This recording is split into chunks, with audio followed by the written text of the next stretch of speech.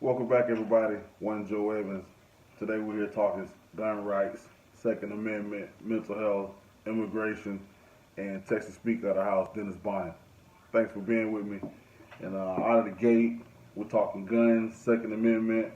I recently posted a small tidbit.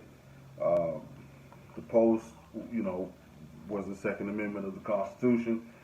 And on the part about a militia, a well-regulated militia, people got really, I don't know, sideways, or I don't know what they got, but so we'll talk about militia,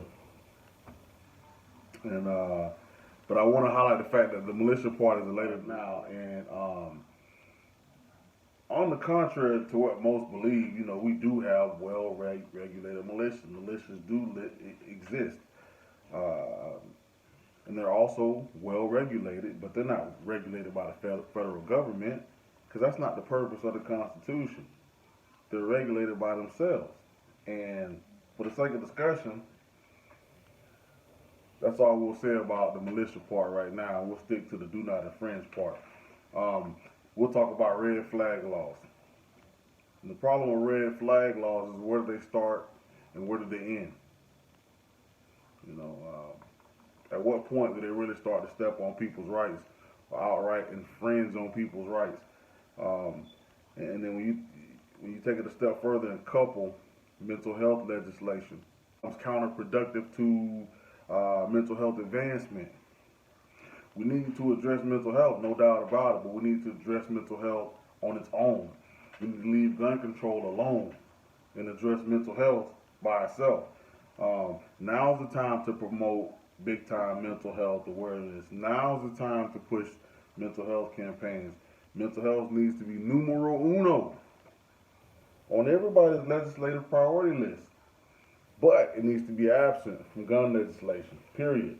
Banning guns, extra background checks. They don't take the guns out of the hands of criminals, and it's a proven fact that they don't, because gang violence and so many other types of shootings across the country perpetuated by criminals that didn't buy or obtain firearms through illegal means. So we know that bans and extra background checks is not the solution, because once again, we wouldn't see so much violence and gang violence, especially across the nation. And on Second Amendment rights, that's all I have to say about that. I just want to send a quick reminder that, gun confiscation, gun banning, extra legislation requiring extra background checks is not the way to go. Do we need to address mental health? Absolutely. We absolutely need to address mental health, but once again, it needs to be absent from the gun debate. Next, Texas, Texas. Over the last couple of weeks, there's been something brewing in the Texas House. A couple of weeks ago, Speaker of the Texas House of Representatives, Dennis Bynum, had a meeting with Michael Quinn Sullivan of conservative media outlet Empower Texas. And during this meeting, it's alleged that Speaker Bynum offered a quid pro quo to Michael Quinn Sullivan in the form of extra media access to Empower Texans if Michael Quinn Sullivan and his very, very powerful media outlet Empower Texans went after certain sitting Republicans. And like I said, it's alleged, but the problem is there's an alleged recording. Allegedly, some members of the House of Representatives have already heard the recording. Some members and some conservatives outside of the House are calling for Speaker Bynum's resignation. The Democrats in the Texas House are suing Michael Quinn Sullivan and Speaker Dennis Bynum for access to the tapes or the recordings, and I think it just stinks, and I think it's bad optics, and I don't want to rush the judgment. At this current juncture, everything is alleged, but I encourage you to follow up on this story. I will definitely keep you posted on Texas Speaker of the House, Dennis Barnon, seems to be doing some crooked dealing.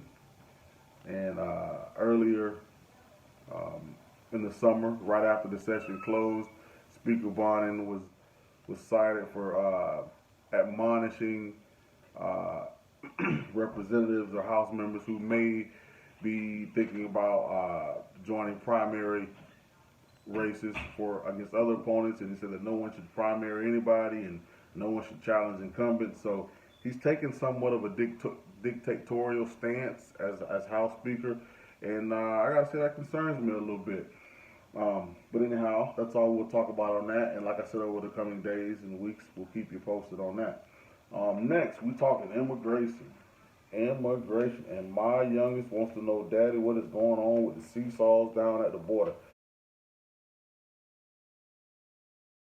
I tell you what, here's what's going on with immigration. We know for a fact numbers are down.